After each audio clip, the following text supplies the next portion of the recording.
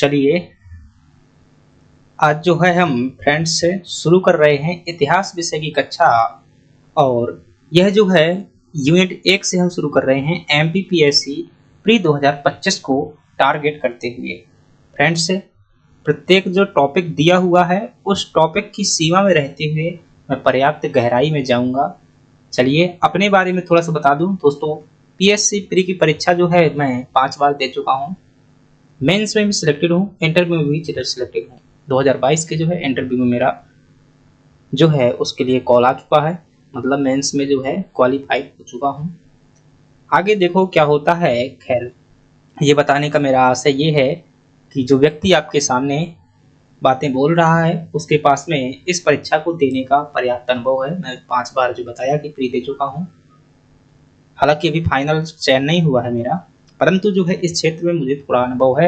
मुझे लगा कि अपना अनुभव जो है शेयर करना चाहिए। जो शुरुआत करने वाले लोग हैं, जो एक ग्रामीण पृष्ठभूमि से आते हैं, जो बड़ी बड़ी कोचिंग एफर्ट करने में सक्षम नहीं है, क्योंकि मैं भी एक ऐसा ही विद्यार्थी हूँ जिसे कभी कोचिंग करने का जो है ऑफर नहीं मिला है, ना ही उसने कभी जो है भोपाल इंदौर जैसे बड़े शहरों में रहकर पढ़ाई की हुई है।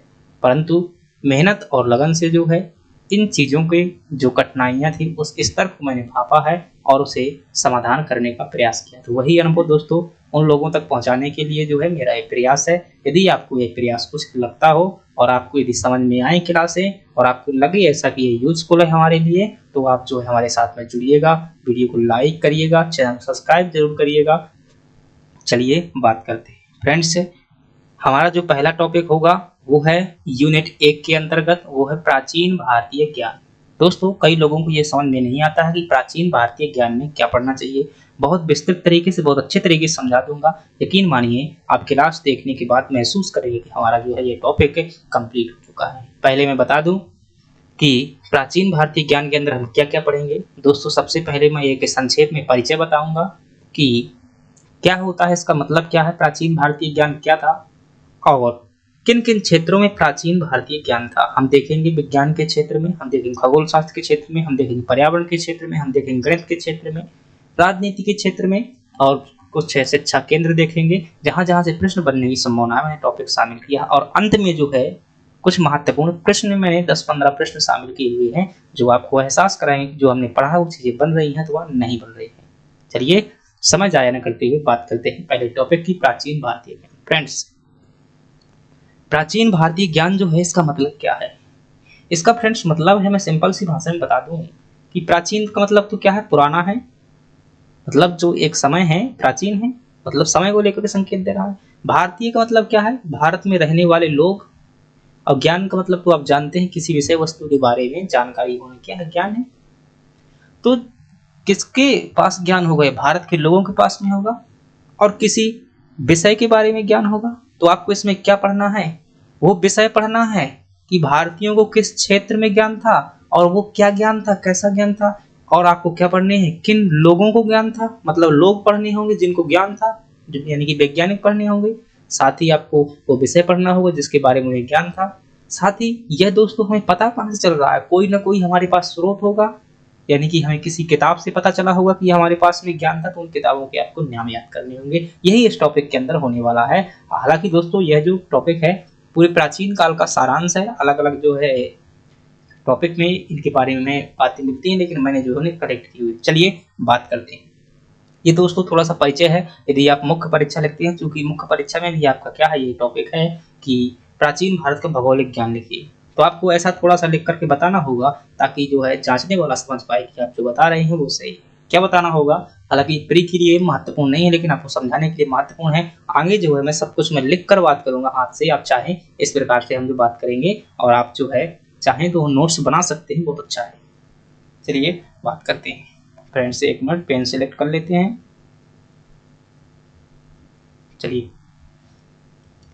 कि प्राचीन जो भारत है, भारत जीवन के प्रारंभिक क्रम से ही विविध ज्ञान का प्रतिनिधि रहा है। यहाँ तक्षशिला, नालंदा जैसे दुनिया के प्राचीनतम शिक्षा केंद्र रहे हैं। इस भारत भूमि पर कौटिल्य, कालिदास, नागार्जुन, आर्यभट्ट, ब्रह्मगुप्त जैसे विद्वान हुए हैं जिन्होंने ज्ञान विज्ञान के क्षेत्र में अद्वितीय कार्य किए हैं। प्राचीन भारतीय ज्ञान का अध्ययन निम्न प्रकार से किया जा सकता है। तो दोस्तों ये थोड़ा सा आपको समझाने के लिए था। किसी भी विषय वस्तु को पढ़ने से पहले उसके बारे में थोड़ा सा हमें रूपरेखा या परिचय देना होता है, वो मैंने दी थी। चलिए अब बात करते हैं प्री के, जहां से आपसे प्रश्न बनने वाले हैं। तो फ्रेंड्स जो आपको पढ़ना है, तो एक एक क्षेत्र के हम बात करेंगे कि उस क्षेत्र में भारतीयों को क्या ज्ञान था और दूसरे क्षेत्रों में भारतीयों को क्या ज्ञान था, और प्रश्नों को हम जो है सबसे पहले बात करें भूगोल के क्षेत्र में। दोस्तों भूगोल में क्या क्या आता है इसमें देखेंगे। भूगोल में पृथ्वी आती है, महाद्वीप आता है, ब्रह्मांड आता है, और जो भी भौतिक चीजें होती हैं जैसे नदियां हो गई, जलवायु हो गया, ये चीजें आती हैं। तो इन्हीं के बारे में क्या ज्ञान था। तो इसमें दोस्तों आपको क्या बताना है, सबसे पहली बात जो बतानी है,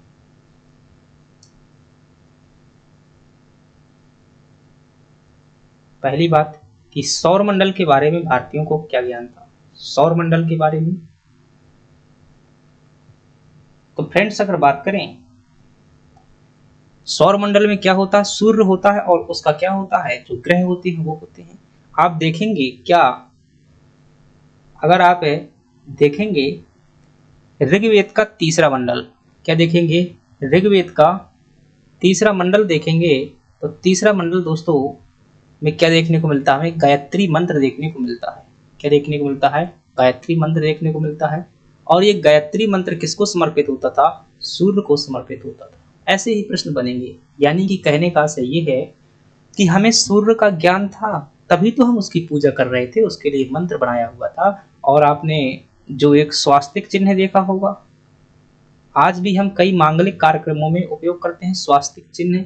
तो दोस्तों यह चिन्ह भी आपका सूर्य पूजा का प्रतीक है। किसका प्रतीक है, सूर्य पूजा का प्रतीक। और अगर हम बात करें प्राचीन भारत के दोस्तों, एक वैज्ञानिक हुए हैं जिनका नाम है आर्यभट्ट। क्या नाम है, आर्यभट्ट। और आर्यभट्ट साहब ने क्या दिया था, सूर्य केंद्रीय सिद्धांत का प्रतिपादन किया था। किसका प्रतिपादन किया था, सूर्य केंद्रीय सिद्धांत का प्रतिपादन किया था। और इस सिद्धांत में उन्होंने बताया था कि केंद्र में कौन है, सूर्य है, और ग्रह क्या कर रहे हैं, सभी ग्रह पृथ्वी सहित क्या कर रहे हैं, उसकी चारों ओर ग्रह जो है चारों ओर क्या कर रहे हैं, परिक्रमा कर रहे हैं। तो ये क्या है दोस्तों, सौरमंडल के बारे में ज्ञान था। इसके अलावा जो ये आर्यभट्ट साहब थे, इनको ग्रहण के बारे में भी पूरी जानकारी थी और इन्होंने बताया हुआ है। ग्रहण में बात करें तो एक होता है आपका सूर्य ग्रहण और एक क्या होता है, चंद्र ग्रहण। तो सूर्य ग्रहण चंद्र ग्रहण के बारे में जानकारी किसने दी, आर्यभट्ट ने दी। सूर्य केंद्रीय सिद्धांत का प्रतिपादन किसने किया, आर्यभट्ट ने किया। और जिसके अनुसार जो क्या माना गया कि ग्रह जो है चारों ओर घूम रहे हैं, किसके, सूर्य केंद्र में स्थित है, यानी कि पृथ्वी परिक्रमा कर रही है। हालांकि पहले यूनान में ऐसा प्रचलित था कि पृथ्वी घूम रही है, लेकिन उनकी मान्यताओं को जो है आर्यभट्ट ने चैलेंज किया। तो ये आपको ध्यान रखना है सौरमंडल के बारे में। दूसरी बात करें दोस्तों, तो आपको याद रखना है कि महाद्वीपों के बारे में क्या जानकारी देखने को मिलती है। तो प्राचीन भारत जो हुआ करता था दोस्तों, उसमें वहां के लोगों को जो पूरे महाद्वीप की जानकारी थी। जो पूरी पृथ्वी थी, उस पृथ्वी को कितने द्वीपों में बांटा गया था, सप्त द्वीप में बांटा गया था, यानी कि 7 द्वीपों में बांटा गया था, सप्त द्वीपों में बांटा गया था। वो सप्त द्वीप कौन कौन से थे, तो आपको याद रखने हैं। आपके पास में जो सप्त द्वीप आते हैं, जैसे एक है आपका प्लक्ष द्वीप, एक था आपका शकद्वीप, एक था आपका क्रौंच द्वीप, एक था आपका सालमली द्वीप, एक था आपका जम्बू द्वीप। इस प्रकार से जो है 7 द्वीपों में संपूर्ण पृथ्वी को बांटा गया था। सभी महत्वपूर्ण नहीं है, आपको सिर्फ ध्यान रखना है जम्बू द्वीप को। इन जो ये 7 महाद्वीप थे, इनमें से सबसे महत्वपूर्ण था, वैसे कौन कौन से हो गए भाई, प्लक्षद्वीप, शकद्वीप, क्रौंच द्वीप है, सालमली द्वीप, जम्बू द्वीप है। 2 द्वीप और हुआ करते थे। ये जो जम्बू द्वीप है, संपूर्ण पृथ्वी को कितने भागों में बांटा हमने, 7 द्वीपों में बांटा। वो 7 द्वीप कौन है, उनमें से 5 नाम लिखे हुए हैं। और इनमें से जो 7 द्वीपों में से एक द्वीप हुआ करता था जम्बू द्वीप, और ये जम्बू द्वीप किसका प्रतिनिधित्व करता था, पूरे के पूरे यूरेशिया महाद्वीप का प्रतिनिधित्व करता था। मतलब कि यूरोप और एशिया को मिला दिया जाए तो कौन सा द्वीप हो जाएगा, जम्बू द्वीप। और इस जम्बू द्वीप को दोस्तों कई उपखंडों में बांटा गया था। किस में बांटा गया था, उपखंडों में बांटा गया था। और प्रत्येक उपखंड को क्या कहते थे, वर्ष कहा जाता था। क्या कहा जाता था, वर्ष कहा जाता था। और ऐसे कितने उपखंड थे, 9 उपखंड थे। तो जम्बू द्वीप को 9 उपखंडों में बांटा गया था और प्रत्येक उपखंड को क्या कहते थे, वर्ष कहते थे। और ये जो 9 वर्ष हुआ करते थे उनमें से एक वर्ष था भारतवर्ष। क्या था, भारतवर्ष। तो कभी इंटरव्यू में शायद आपसे ऐसा प्रश्न पूछ ले कि भारत को भारतवर्ष क्यों कहा जाता था। इस वर्ष का मतलब दोस्तों समय से नहीं, इस वर्ष का मतलब एक इकाई से है, क्योंकि जम्बू द्वीप की एक इकाई हुआ करती थी, इसे भारतवर्ष कहा जाता था। तो ये बातें आपको क्या करनी है, ध्यान कर लेनी। यही पूछा जाएगा आपसे,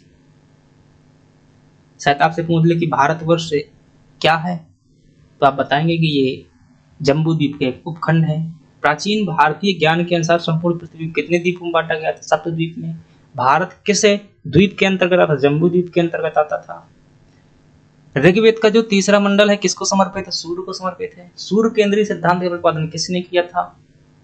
ग्रहण के बारे में जानकारी देने वाले भारतीय विद्वान कौन थे, ये थे। तो ऐसी बातें आपसे पूछी जा सकती हैं। तीसरी बातें दोस्तों आपसे यहाँ से जो पूछी जा सकती हैं, जैसे कि एक पुस्तक है ऋतु संहारम, ऋतु संहारम, और इसकी रचना किसने की हुई है, महाकवि कालिदास द्वारा की गई है। और कालिदास को क्या कहते हैं, भारत का शेक्सपियर कहा जाता है। शेक्सपियर एक कवि हुआ करते थे, उनसे तुलना की जाती है। और इसमें दोस्तों ऋतुओं की जानकारी मिलती है। किसकी जानकारी मिलती है, ऋतुओं की जानकारी मिलती है। और जो वसंत ऋतु है, वसंत ऋतु है, इसे क्या कहा गया है, ऋतुराज कहा गया है। याद रखिए, क्या कहा गया है, ऋतुराज कहा गया है। और एक पुस्तक और है जिसका नाम है अर्थशास्त्र। अर्थशास्त्र जो है ये किसने लिखी हुई है, कौटिल्य जी ने लिखी हुई है। और इस पुस्तक में दोस्तों भारत के अंतर्गत वर्षा के वितरण तथा माप की बात की गई, वर्षा मापक यंत्र की बातें की गई। इतनी बातें आपको ध्यान रखनी है, भूगोल के क्षेत्र में भारतीयों को ऐसा ज्ञान था। इसके अलावा भी ग्रहण की जानकारी थी, इसके अलावा पृथ्वी की परिधि के बारे में जानकारी थी। तो ये बातें आपको ध्यान रखनी है। चलिए अगली बात करते हैं, गणित के क्षेत्र में भारतीयों को क्या ज्ञान था। सबसे पहली बात ध्यान रखना है कि प्राचीन काल में दोस्तों बीज गणित का काफी विकास हुआ। कौन सी गणित का, बीज गणित का काफी विकास हुआ। इसलिए बीज गणित को जो है एलजेब्रा कह देते हैं हम, अलजेब्रा, एलजेब्रा भी कह दिया जाता है। तो इसमें जो है चाहे भास्कराचार्य हो, ब्रह्मगुप्त हो, दोनों ने काफी योगदान दिया हुआ है बीज गणित के क्षेत्र में। चलिए एक एक करके बात करते हैं। आपके सामने एक व्यक्ति है जिनका नाम है ब्रह्मगुप्त। क्या नाम है, ब्रह्मगुप्त। इन्हें कहा जाता है भारत का न्यूटन। क्या कहा जाता है, भारत का न्यूटन। अभी भौतिक के क्षेत्र में बात करेंगे, हालांकि यहाँ पर बता दिया भारत का न्यूटन कहते हैं। इनके बारे में आपको क्या क्या ध्यान रखना है, कुछ बातें ध्यान रखनी है। इनकी जो पुस्तक का नाम है वो है ब्रह्मस्फुट सिद्धांत। ब्रह्मस्फुट सिद्धांत जो है इनकी पुस्तक है, आपसे पूछी जा सकती है। किसकी पुस्तक है ये है आपकी ब्रह्मगुप्त की जो है पुस्तक है। और इन्होंने दोस्तों इसमें शून्य की जानकारी दी हुई है, शून्य की जानकारी दी है। लेकिन यह जानकारी कब की है, याद रखिएगा 7वीं सदी की है, 7वीं सदी की है। इन्होंने जो है अपनी पुस्तक में ऋणात्मक तथा धनात्मक संख्याओं का भी जिक्र किया हुआ है। धनात्मक संख्याओं की जानकारी हमें कहाँ से देखने को मिलती है, ब्रह्मस्फुट सिद्धांत से देखने को मिलती है, जो किसकी पुस्तक है, ब्रह्मगुप्त की पुस्तक है। और इसी में जो पुस्तक में हमें जो ब्रह्मस्फुट सिद्धांत है, द्विघात समीकरण की भी जानकारी मिल जाती है। द्विघात समीकरण के बारे में भी किसने बताया था, ब्रह्मगुप्त ने बताया था। अगले विद्वान जो हुए, एक विद्वान हुए हैं गणित के क्षेत्र में भारत में, जिनका नाम है महावीराचार्य। क्या नाम है, महावीराचार्य। महावीराचार्य और इनके बारे में जो खास बातें आपको ध्यान रखनी है, इन्होंने एक लिखी हुई है गणित सार नाम की पुस्तक। कौन सी पुस्तक लिखी है भाई, याद करना है आपको। गणित सार संग्रह, गणित सार संग्रह, गणित सार संग्रह इनकी पुस्तक है। ये जो है दोस्तों प्रथम पुस्तक है, प्रथम पुस्तक है जो पूर्णतया गणित को समर्पित है, गणित को समर्पित है। इतनी बातें आपको ध्यान रखनी है। अगली बात करें अगर इनके बारे में, ये महावीराचार्य हुए हैं, इन्होंने समबाहु और समद्विबाहु त्रिभुज की जानकारी दी हुई है। समबाहु और समद्विबाहु त्रिभुज की जानकारी दी हुई है, वृत्त की जानकारी दी हुई है इनका क्षेत्रफल ज्ञात करने की, और चतुर्भुज के क्षेत्रफल की जानकारी भी दी हुई है। इतनी जानकारी इनके पुस्तक है किसमें मिल जाती है, गणित सार संग्रह में देखने को मिल जाती है। दोस्तों यह जो व्यक्ति है महावीराचार्य, राष्ट्रकूट शासक अमोघ वर्ष के दरबार में रहा करते थे। ध्यान रखिएगा, राष्ट्रकूट वंश के शासक थे, अमोघ वर्ष उनके संरक्षण में रहा करते थे। अगले जो महत्वपूर्ण व्यक्ति हैं आपको ध्यान रखना है, जिनका नाम है भास्कराचार्य। क्या नाम है, भास्कराचार्य। इन्हीं को भास्कर द्वितीय भी कहा जाता है। इन्होंने दोस्तों गणित के विषय में एक पुस्तक लिखी हुई है। क्या लिखी हुई है, गणित के विषय में एक पुस्तक लिखी हुई है। और इस पुस्तक के जो है कितने भाग हैं, इस पुस्तक के फ्रेंड्स 4 भाग हैं। कौन कौन से हैं, पहला भाग है जिसका नाम है लीलावती। वैसे और भी भाग है, रहने दीजिए, आप लीलावती से ही आपको प्रश्न आएगा। लीलावती जो इनका भाग है, पूछा जाता है, कई बार पूछा गया कि भास्कराचार्य मतलब लीलावती ग्रंथ की रचना किसने की हुई है, तो भास्कराचार्य ने। किस विषय से संबंधित है, गणित से संबंधित है। विशेष तौर से यह अंक गणित से संबंधित है। किससे संबंधित है, अंक गणित से संबंधित है। और इसमें दोस्तों बीज गणितीय समीकरण ज्ञात करने के लिए, बीज गणितीय समीकरण जानने के लिए क्या किया गया है, एक चक्रीय विधि का आविष्कार किया गया था। कौन सी विधि का, चक्रीय विधि का आविष्कार किया गया था। बहुत मोस्ट इंपोर्टेंट है आपको याद रखिए। बाद में इस ग्रंथ का दोस्तों जेम्स टेलर नाम के अंग्रेज द्वारा क्या किया गया, अनुवाद किया गया, और संपूर्ण पश्चिमी जगत को इस चीज से क्या करवाया गया, अवगत करवाया गया। तो इतनी बातें आपको गणित के क्षेत्र में ध्यान रखनी है। कुछ और बातें चौथे नंबर में आप ध्यान रखिएगा। एक कवि है दोस्तों, 6वीं शताब्दी के हैं ये, कवि नहीं भाई विद्वान है, जिनका नाम है बोधायन। क्या नाम है, बोधायन। और इन्होंने जो एक ग्रंथ लिखा हुआ है जिसका नाम है शुल्ब सूत्र। क्या नाम है, शुल्ब सूत्र। और इस शुल्ब सूत्र में इसकी हमें जानकारी देखने को मिल जाती है, पाइथागोरस की जानकारी हमें देखने को मिल जाती है। और हालांकि पाइथागोरस जो प्रमेय है, इसका आविष्कार तो बाद में जो है अंग्रेजों द्वारा वहां किया गया, लेकिन पाइथागोरस के नाम से उल्लेख नहीं मिलता है। ऐसा ही उल्लेख मिलता है कि इसे कर्ण का वर्ग बराबर क्या होता है, लंब का वर्ग प्लस आधार का वर्ग होता है। इसी प्रकार की थ्योरी हमें बोधायन ग्रंथ में देखने को मिल जाती है। हालांकि सेम टू सेम पाइथागोरस उसका प्रमेय का नाम नहीं है, लेकिन वैसी ही अवधारणा देखने को मिल जाती है। और यह किस लिए बनाई गई थी, यज्ञ वेदी बनाने के लिए ऐसी अवधारणा का आविष्कार किया गया था, यज्ञ वेदियां बनाने के लिए। इतनी फ्रेंड्स आपको बातें कम से कम याद होना चाहिए गणित के क्षेत्र में। मोस्ट इंपोर्टेंट है, यहाँ से आपसे प्रश्न जो है पूछने की प्रबलतम संभावना है। आपसे ब्रह्मगुप्त को लेकर के प्रश्न पूछने की पुस्तक पूछी जा सकती है, महावीराचार्य से पूछा जा सकता है, आपसे पूछ सकता है भास्कराचार्य के बारे में, लीलावती मोस्ट इंपोर्टेंट है, कई बार पूछा गया है। आपसे पूछ सकता है, ये भी मोस्ट इंपोर्टेंट पूछने के लिए ये प्रश्न आ चुका है, हालांकि एमपीपीएससी में नहीं आया हुआ, दूसरे एग्जाम में आ चुका है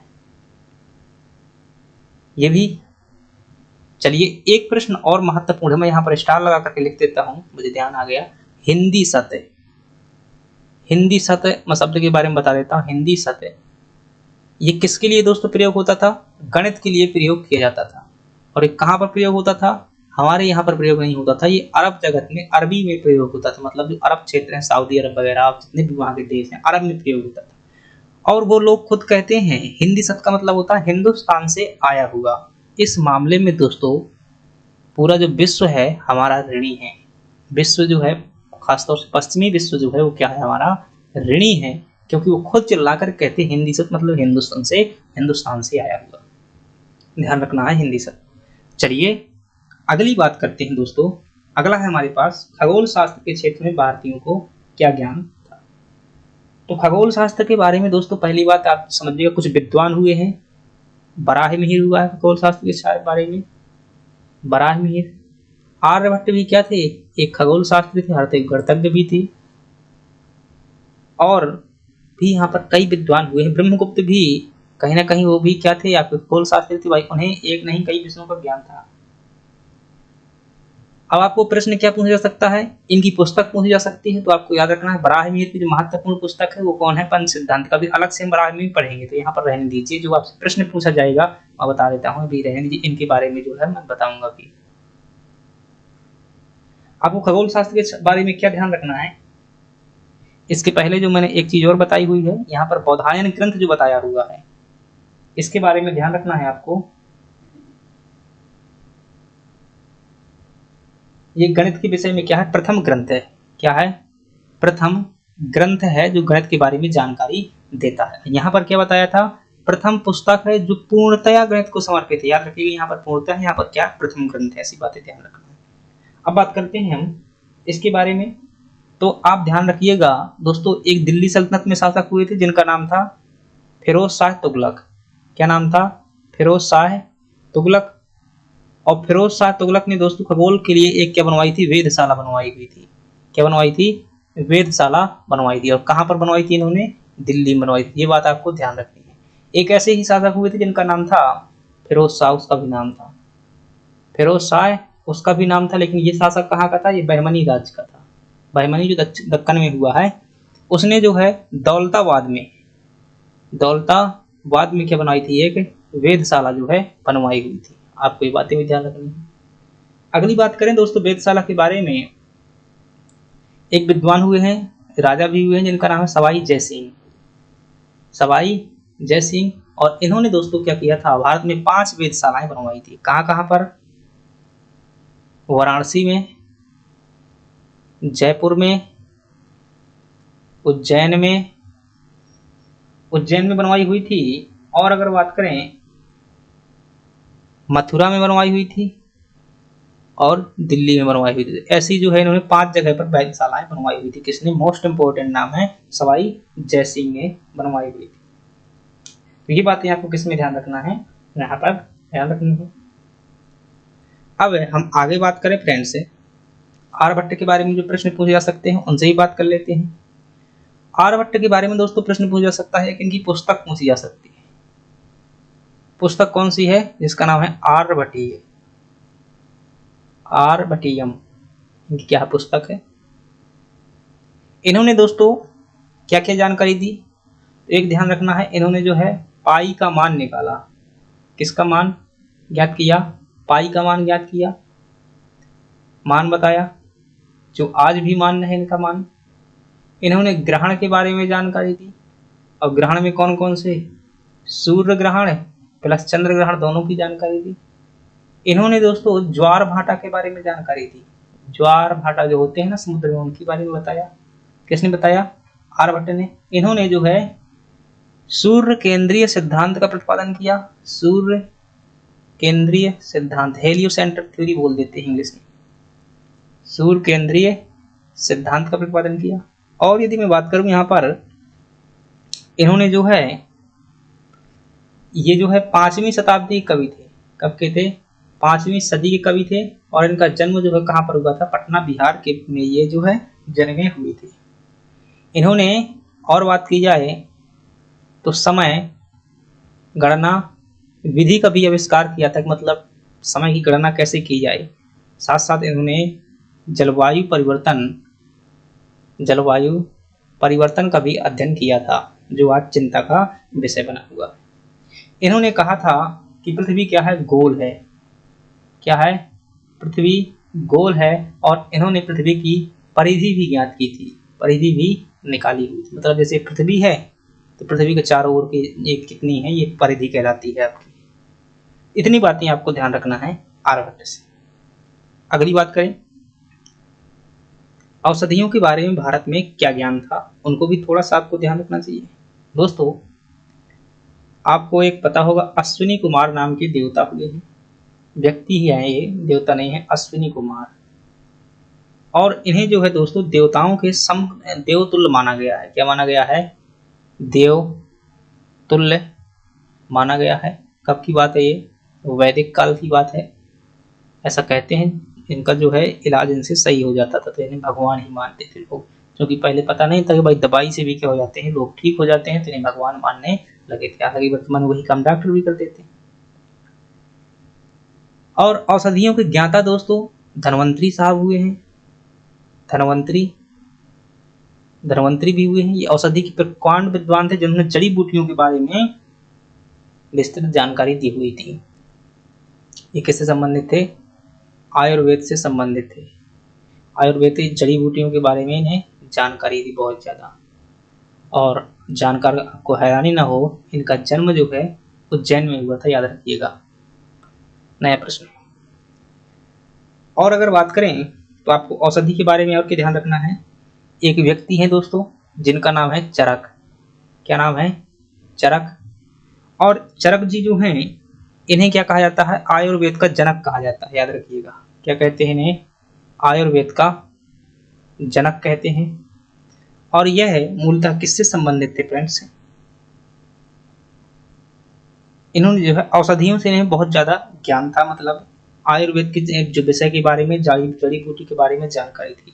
इन्होंने कितनी चीज़ों का जो है इलाज किया हुआ था, या जिनके बारे में मतलब जितना इन्होंने रिसर्च किया हुआ था, बात करें तो इन्होंने पाचन, चपाचय जिसे उपपचयन भी कह देते हैं, प्रतिरक्षा तंत्र यानी कि इम्यून सिस्टम जिसे कह देते हैं, प्रतिरक्षा तंत्र, अनुवांशिकी इत्यादि विषय में इन्हें जो है बहुत जानकारी थी। इन्होंने दोस्तों त्रिदोष के बारे में भी जानकारी दी हुई थी। और त्रिदोष कौन कौन से होते हैं, याद रखना। वात, पित्त और कफ है, ये त्रिदोष हैं। शरीर के 3 दोष बताए हुए हैं कि जो है ये 3 चीजें होती हैं शरीर में, और जब इनमें क्या हो जाता है, असंतुलन हो जाता है, तो फिर क्या है, मनुष्य में रोग उत्पन्न हो जाते हैं। ये कौन से व्यक्ति हैं? चरक साहब हैं। एक व्यक्ति और हुए हैं भारत में, जिनका नाम है सुश्रुत। क्या नाम है? सुश्रुत। यही तो दोस्तों प्राचीन भारत के लोगों का ज्ञान है, वही तो पढ़ना, प्राचीन भारतीय ज्ञान। सुश्रुत को दोस्तों याद रखिएगा, इन्हें शल्य चिकित्सा का जनक कहा जाता है। ऐसे प्रश्न आ सकते हैं। शल्य चिकित्सा का क्या कहा जा सकता है? जनक कहते हैं। शल्य चिकित्सा का जनक कहा जाता है। इनकी जो दोस्तों पुस्तक है, जो चरक साहब की पुस्तक है, इनकी पुस्तक का नाम है चरक संहिता। और इनकी जो पुस्तक है उसका नाम है सुश्रुत संहिता। सुश्रुत संहिता। दोस्तों सुश्रुत वो व्यक्ति थे जिन्होंने राइनोप्लास्टी मतलब कि प्लास्टिक सर्जरी के बारे में रिसर्च कर लिया था, मतलब उसका आविष्कार कर दिया था। इन्होंने जो है दोस्तों मोतियाबिंद निष्कासन की भी जानकारी दी हुई थी। मोतियाबिंद आंख से संबंधित रोग है, उसे ठीक करने के लिए ज्ञान था, यानी कि नेत्र रोग में यहाँ पर लिख देता हूँ। तो ये कौन थे भाई? आपके व्यक्ति थे सुश्रुत जी थे। अगली बात करते हैं। अगली बात है दोस्तों भौतिक शास्त्र के बारे में भारतीयों के पास क्या ज्ञान था। तो आपको ध्यान रखना है कि आयुर्वेद में भी जानकारी देखने को मिलती है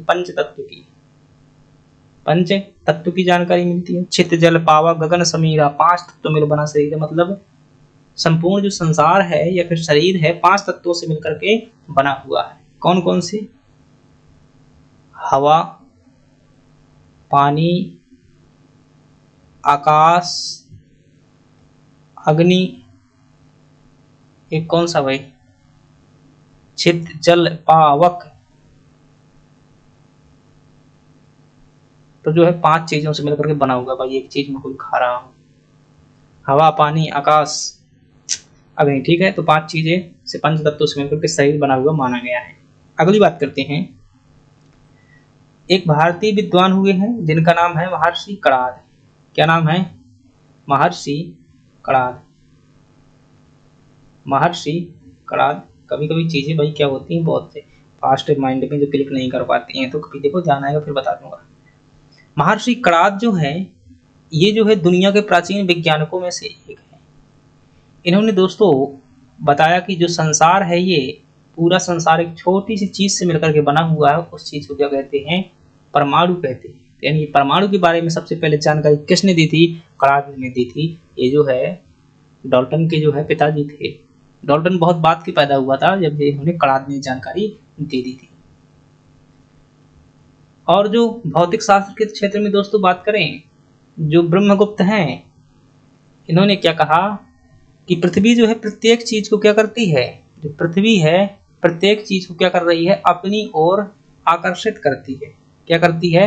आकर्षित करती है। इसे आगे चल करके जो न्यूटन विद्वान हुए, न्यूटन नाम के विद्वान हुए, उन्होंने क्या कहा? इसी को गुरुत्वाकर्षण कहते हैं। क्या कहते हैं?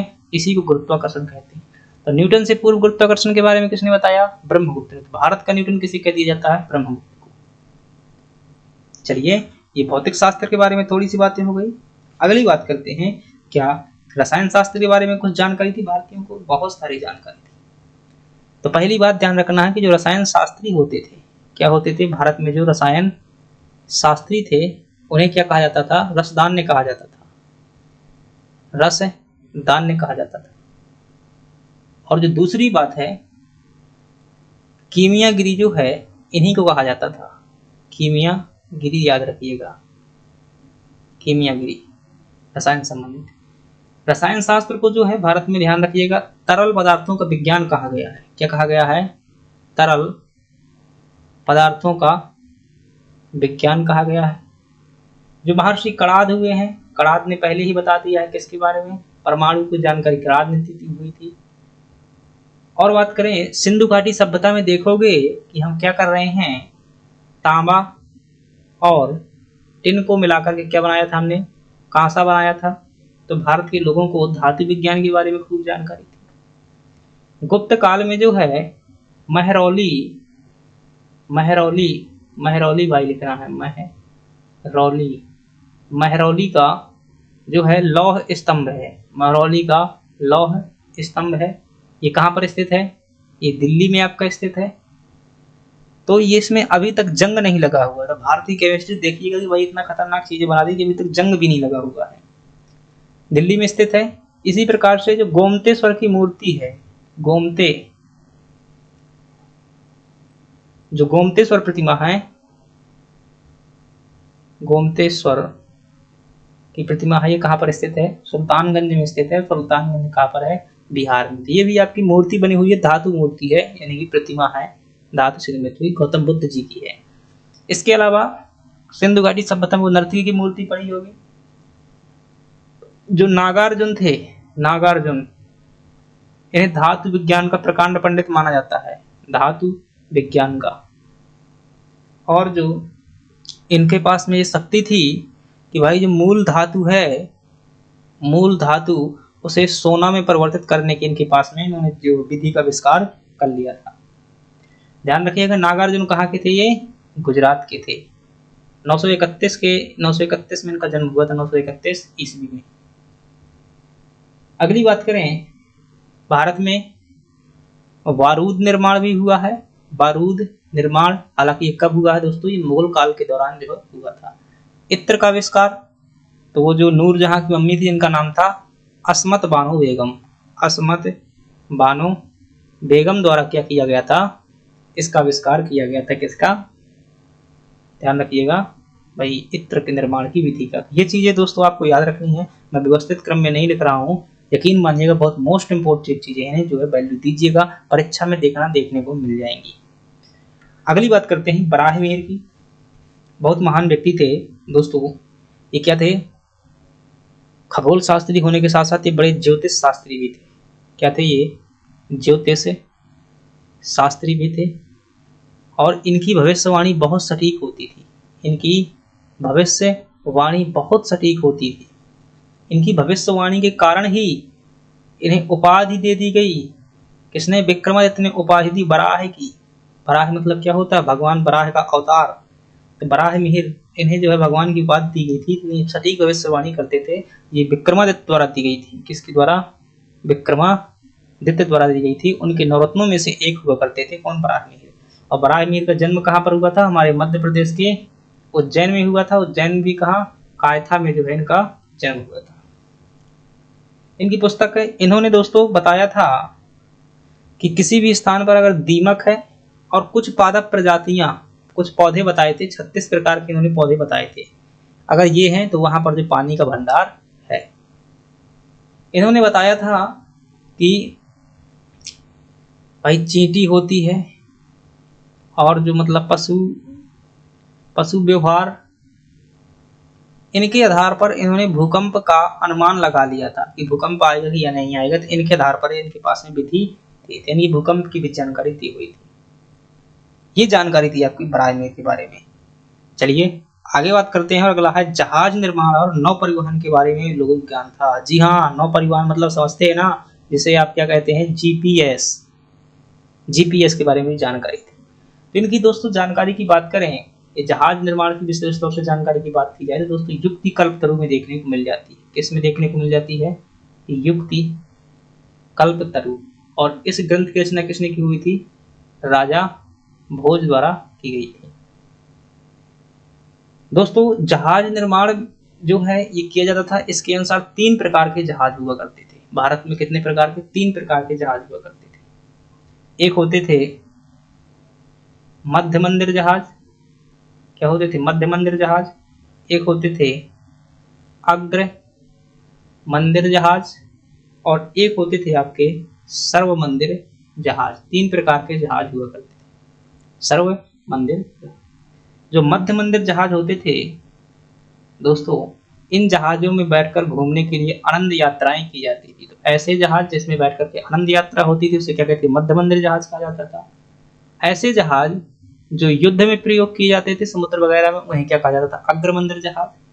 जो सर्व मंदिर जहाज होते थे दोस्तों, ऐसे जहाज जो शाही यात्राएं जिनमें की जाती थी, मतलब जो राजा महाराजा इसमें यात्रा करते थे, सर्व मंदिर जहाज कहलाते थे।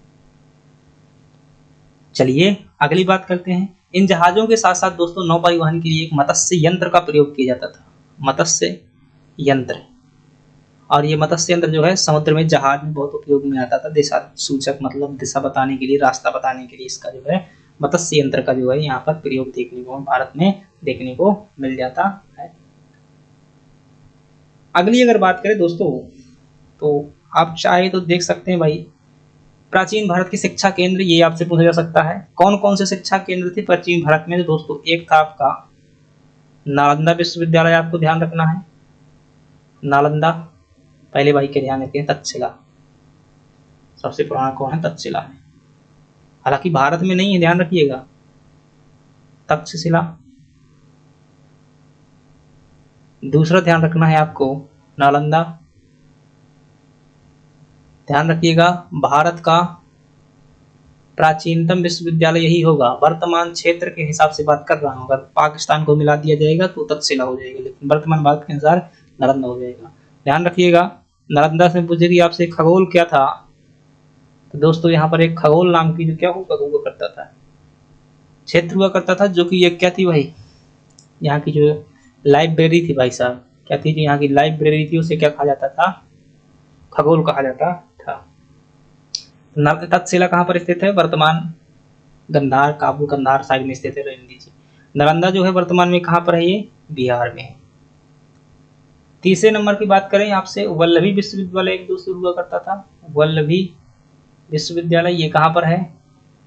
गुजरात में स्थित है, बौद्ध शिक्षा केंद्र हुआ था। चौथा आपसे पूछा जाए तो एक दोस्तों याद रखिएगा, हालांकि मुझे ये थोड़ी सी घटिका है, घटिका नाम है इसका, और ये जो है चोल शासकों द्वारा बनवाया गया था। किसके द्वारा? चोल शासकों द्वारा। दक्षिण भारत में स्थित है। हम क्लियरिटी थोड़ी सी राजा का नाम नहीं याद कर पा रहा हूँ, लेकिन ये भी एक प्राचीन शिक्षा केंद्र हुआ करता था। ये यूजीसी नेट में पूछा गया प्रश्न है, याद रखिएगा। घटिका क्या था, एक चोल शासक द्वारा बनाया गया था, एक विद्यालय था। अगली बात की जाए, एक था दोस्तों विक्रमशिला विश्वविद्यालय, विक्रमशिला विश्वविद्यालय। और ये दोस्तों कहाँ पर स्थित है, ये भी आपका बिहार में स्थित है। और इसका निर्माण किसके द्वारा करवाया गया था, धर्मपाल नाम के शासक द्वारा करवाया गया था, जो पाल शासक थे। और नालंदा का निर्माण किसके द्वारा करवाया गया था, तो आप यहाँ पर लिख लीजिएगा, जो कुमारगुप्त थे, गुप्त शासक, उनके द्वारा इसका निर्माण करवाया गया था, कुमारगुप्त द्वारा। एक और आप ध्यान रखिएगा भाई, सोमपुर बिहार, सोमपुरा बिहार, ये भी क्या था, प्राचीन भारत का शिक्षा केंद्र था। चलिए अगली बात करते हैं दोस्तों, राजनीति के क्षेत्र में भाई क्या ध्यान रखना है, दो पुस्तक आपको ध्यान रखनी है। एक है जिसका नाम है अर्थशास्त्र, राजनीति विषय से संबंधित थी पुस्तक, और इसकी रचना जो है किसने की थी, कौटिल्य ने की थी। और कौटिल्य ने क्या किया, पहली बार जो है राजनीति और धर्म को अलग अलग किया, राजनीति और नैतिकता को जो है पृथक किया। इसी कारण से इन्हें क्या कहा गया, भारत का मैकियावेली कहा जाता है, क्योंकि मैकियावेली ने भी यही कार्य किया था। दूसरी पुस्तक आपको ध्यान रखना है राजनीति के क्षेत्र के बारे में, आमुक्तमाल्यदे, आमुक्तमाल्यदे। और आमुक्तमाल्यदे किसके द्वारा लिखी गई थी, कृष्णदेव राय द्वारा लिखी गई थी, जो विजयनगर के शासक थे, कृष्णदेव राय के द्वारा। दो पुस्तकें और ध्यान रखना है, एक पुस्तक का नाम है, इसका नाम है पंचतंत्र, ये भी दोस्तों पढ़ाने के उद्देश्य से विष्णु शर्मा द्वारा लिखी गई थी, मतलब चित्र के माध्यम से पढ़ाया जाएगा। और एक पुस्तक है जिसका नाम है कातंत्र, और ये लिखी थी आपके सर्ववर्मन ने, ये भी चित्र के माध्यम से श्रीलंका के 12 मूर्ख पुत्रों को पढ़ाने के लिए लिखी गई थी। तो ये इतनी चीजें आपको ध्यान रखना है दोस्तों। ये क्या हुआ, आपका प्राचीन भारत का यही ज्ञान है, इसी को जो है आपसे कोई ना कोई प्रश्न जो है पूछा जाएगा। चलिए अब कुछ महत्वपूर्ण प्रश्न देख लेते हैं। आपके सामने जो है पहला प्रश्न है, बताइएगा, पढ़िएगा भाई, जो चीजें मैंने यहाँ पर पढ़ाई हुई है उन्हीं संबंधित प्रश्न है।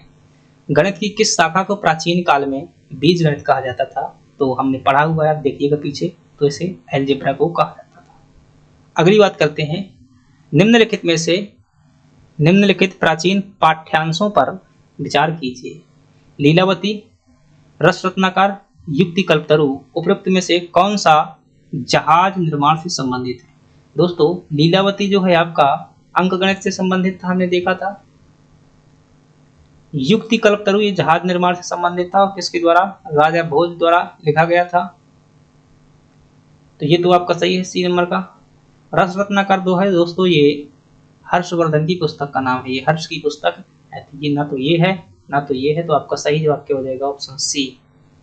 कहीं पर दिया हुआ केवल सी, तो आपका सही जवाब हो जाएगा ऑप्शन, ये दूसरे नंबर का ऑप्शन जो है सही हो जाएगा। चलिए अगली बात करते हैं, अगला है, निम्नलिखित में से कौन गणित पर आधारित सबसे प्रथम ग्रंथ है, तो आपका सही जवाब क्या हो जाएगा, सुलभ सूत्र जो है प्रथम ग्रंथ है। किसने लिखी थी दोस्तों, बौधायन ने लिखी हुई थी, और इसमें जो है पाइथागोरस के समान जो है प्रमेय देखने को मिल जाती है।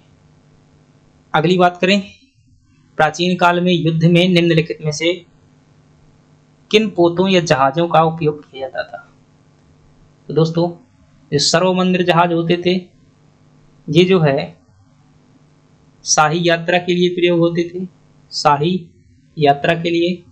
जो मध्य मंदिर जहाज थे ये आनंद पूर्वक यात्रा करने के लिए, और जो अग्र मंदिर जहाज थे ये युद्ध के लिए प्रयोग किए थे। सही जवाब क्या हो जाएगा, आपका सी हो जाएगा। प्राचीन भारत में नौ परिवहन के लिए उपयोग किए जाने वाले जहाज के कंपास को क्या कहा जाता था, जो मतलब एक प्रकार का यंत्र होता था, उसे क्या कहते थे दोस्तों, उसे मत्स्य यंत्र कहा जाता था। क्या कहा जाता था, मत्स्य यंत्र कहा जाता था। चलिए अगली बात करते हैं, चतुरंग जो कि प्राचीन काल का एक खेल है, उसे वर्तमान में किस नाम से खेला जाता है, दोस्तों इसे शतरंज कहते हैं, चतुरंग को। निम्नलिखित में से कौन प्राचीन काल में पेशे से एक कीमियागरी या रसायन शास्त्री थे। अपस्तंभ दोस्तों, ये अपस्तंभ गणित से संबंधित व्यक्ति है, ये गणित से संबंधित है।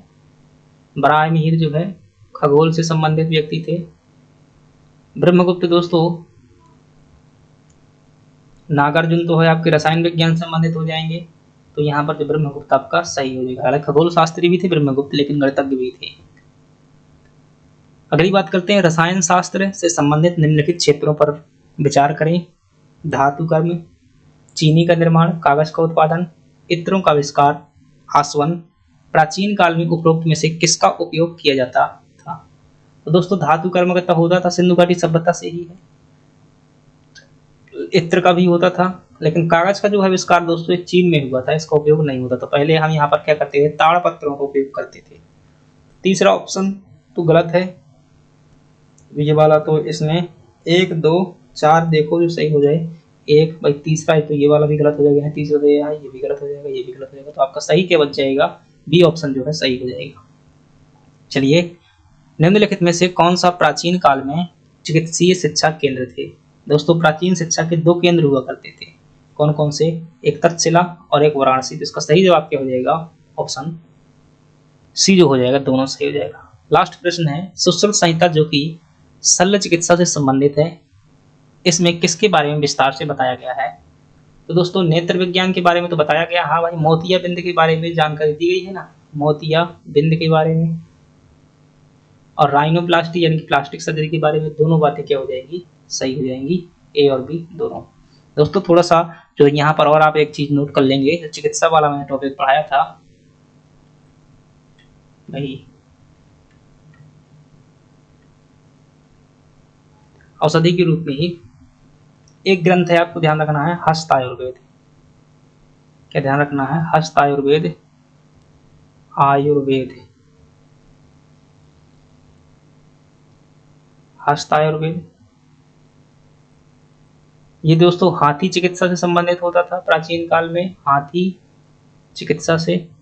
और एक था अश्वशास्त्र, अश्वशास्त्र ये घोड़ों के इलाज से संबंधित होता था, घोड़ा चिकित्सा से।